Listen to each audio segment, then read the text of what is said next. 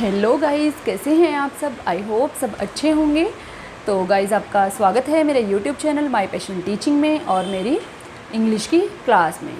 तो जैसा कि आपको पता ही है कि हम यहाँ पर इस वीडियो में इस प्लेटफॉर्म पे हम सीखते हैं इंग्लिश का सिलेबस, जो कि हमारा कॉम्पिटिटिव एग्ज़ाम में काम आता है। लाइक एसएससी का CGL लेवल तक का कोई भी एग्ज़ाम, हरियाणा का कोई भी एग्ज़ाम, या बैंकिंग और रेलवे का कोई भी एग्ज़ाम, तो उसमें हमारा ये बहुत होता है जितना हम सिलेबस इसमें कर रहे हैं। तो आज मैं डिस्कस करने जा रही हूँ कि हमारा CGL में क्या पैटर्न रहता है। एसएससी CGL का पैटर्न मैं डिस्कस करने जा रही हूँ। देखो, सबको पता है 25 के 4 सेक्शन होते हैं, है ना, जिसमें रीजनिंग होती है, इंग्लिश होती है, मैथ्स होता है और GK होती है, या GS बोल सकते हैं जिसको, ठीक है।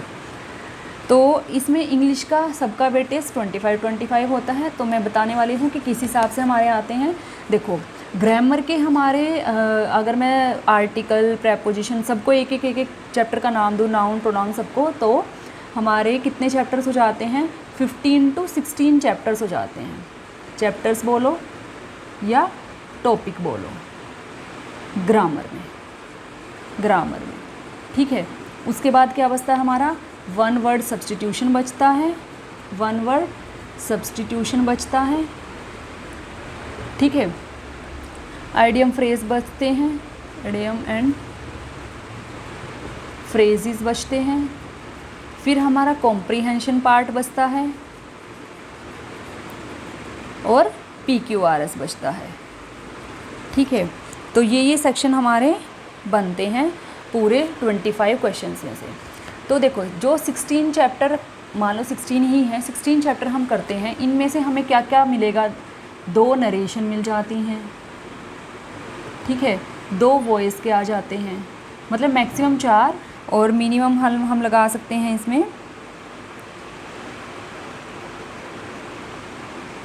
3 to 4 क्वेश्चंस होते हैं इसमें से, नरेशन और वॉइस में से। तो 2 टॉपिक में से हमारे 3 या 4 क्वेश्चन कंप्लीट हो जाते हैं, ठीक है। फिर इसी ग्रामर पार्ट में से हमारे एरर का क्वेश्चन आ जाता है, 1 से 2 फाइंड एरर के क्वेश्चन आ जाते हैं, ठीक है। इसी में से हमारा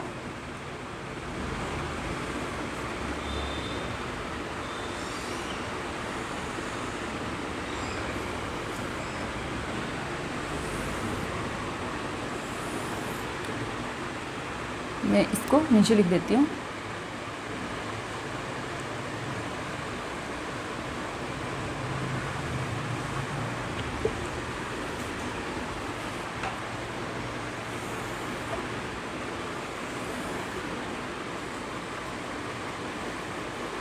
वन वर्ड सब्स्टिट्यूशन,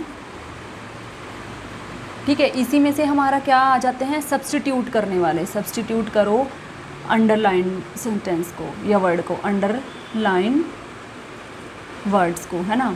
तो इसको हम इम्प्रूवमेंट भी बोल सकते हैं, सेंटेंस इम्प्रूवमेंट या सब्स्टिट्यूट वाले, ठीक है। और ये कितने आते हैं हमारे?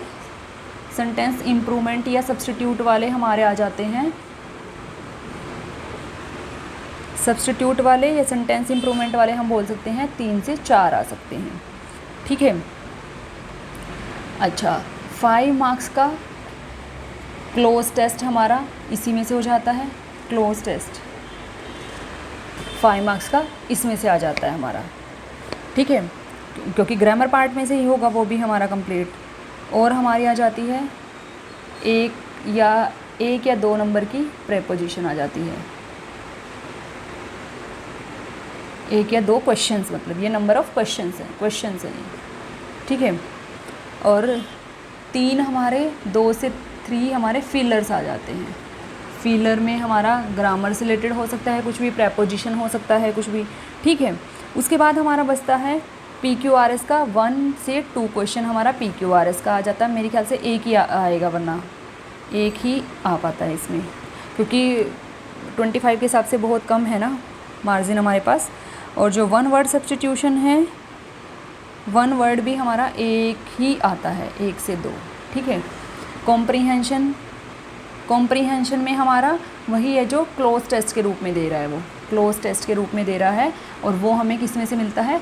ग्रामर में से ही हमारा कंप्लीट हो जाता है। कॉम्प्रीहेंशन रीडिंग वाला अब इन्होंने मेंस में जोड़ दिया है, क्योंकि 25 क्वेश्चन अदरवाइज़ पूरे नहीं होते हैं। और रहा इडियम फ्रेज, और ये भी हमारा एक ही आता है, ठीक है, 1 से 2 मैक्सिमम कह लो।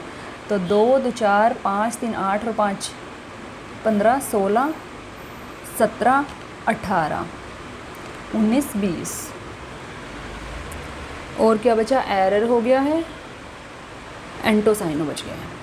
और हमारे आ जाते हैं वोकैबलरी। वोकैबलरी से हमारा एंटोसाइनो हमारे आ जाते हैं 3 to 4। उसमें 2 एंटो 2 साइनो भी हो सकते हैं, साइनोनिम मतलब, या फिर 3 1 भी हो जाता है, ठीक है, कुछ भी हो जाता है मतलब। तो 3 to 4 ही हो जाते हैं हमारे। तो ये है हमारा जो कि CGL में आता है 25 क्वेश्चंस, किस किस पे बेस्ड आते हैं हमारे। तो गाइज़ जो हम 15 to 16 चैप्टर कर रहे हैं अपने ग्रामर के, और मेरे ख्याल से हमारा चल रहा है 8th चैप्टर आई थिंक चल रहा है, प्रेपोजिशन, ठीक है। अब मतलब जो बड़े बड़े चैप्टर्स थे 7 वो हमारे हो चुके हैं, 7 या 8 हो चुके हैं, 9th चल रहा है शायद प्रेपोजिशन। तो अब थोड़े छोटे छोटे चैप्टर हैं जो कि विदिन 1 वीक कंप्लीट हो जाएंगे। तो अगर आप ये ग्रामर्स के चैप्टर अच्छे से कर लेते हैं, जितना हम यहाँ सीख रहे हैं, अगर वो आप बहुत अच्छे से सीख रहे हैं, बहुत अच्छे से कर लेते हैं, तो अगर मेरा ग्रामर का मैं बोलूँ 2 2 4 5 3 8 5 13 1 14 15 16 क्वेश्चन ग्रामर के, 16 मिनिमम क्वेश्चन, ठीक है, 1 2 3 और 4 7, 16 से 18 क्वेश्चन आपके कहीं भी नहीं जाएंगे, इंग्लिश के कहीं भी नहीं जाएंगे। 16 to 18 में से आप 15 क्वेश्चन तो हर हाल में ठीक कर पाएंगे, अगर आप सिर्फ़ और सिर्फ ये नोट्स अपने प्रिपेयर कर लेते हैं इंग्लिश के लिए, ठीक है। ग्रामर आपका कहीं नहीं जाएगा। बचा PQRS, ये भी आसान ही होता है प्री लेवल पे। तो ये सिर्फ आपको सेंटेंस का अरेंजमेंट देखना होता है कि कहाँ से, मतलब इसकी हम थोड़ी सी ट्रिक कर लेंगे लास्ट में जब हमारे ग्रामर के चैप्टर कंप्लीट हो जाएंगे। क्लोज टेस्ट भी हमारा ग्रामर से रिलेटेड ही होता है, उसमें प्रेपोजिशन भी फिल कर सकते हैं या कोई वर्ड भी फिल करना आ सकता है हमारा। इडियम फ्रेज हमारे 1 से 2, ये हमारी जो जितनी हम करेंगे उससे बाहर बिल्कुल भी नहीं आने वाली हैं, ठीक है। देखो वोकैबलरी तो हमारा हिट एंड ट्रायल बेसिस होता है, आए तो क्या पता 4 रो ही अपने जो हम 500-600 वर्ड्स करेंगे उनमें से आ जाएं, वरना तो यूँ लगा लो 1 या 2 तो ज़रूर टकराएंगे। 4 में से 2 तो आप मान के चलो कि आप ज़रूर कर पाएंगे, और मैक्सिमम आप 4 भी कर पा सकते हो।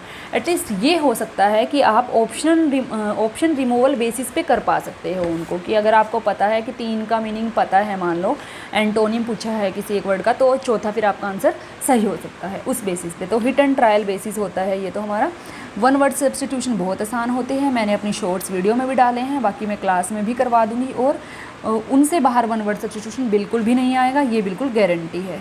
तो अगर 1 भी आता है तो यूँ लगा के चलो कि इंग्लिश के अगर आप 25 क्वेश्चन कर आते हैं टोटल, तो अगर आप जितना हम इन वीडियोस के थ्रू इन क्लासेस में करेंगे सिलेबस, तो मैं गारंटी से बोल सकती हूँ कि आपके 18 to 22 मार्क्स कहीं भी नहीं जाने वाले इंग्लिश में क्वेश्चंस, मतलब अगर सिर्फ और सिर्फ उतना कर लेते हैं आप, ठीक है।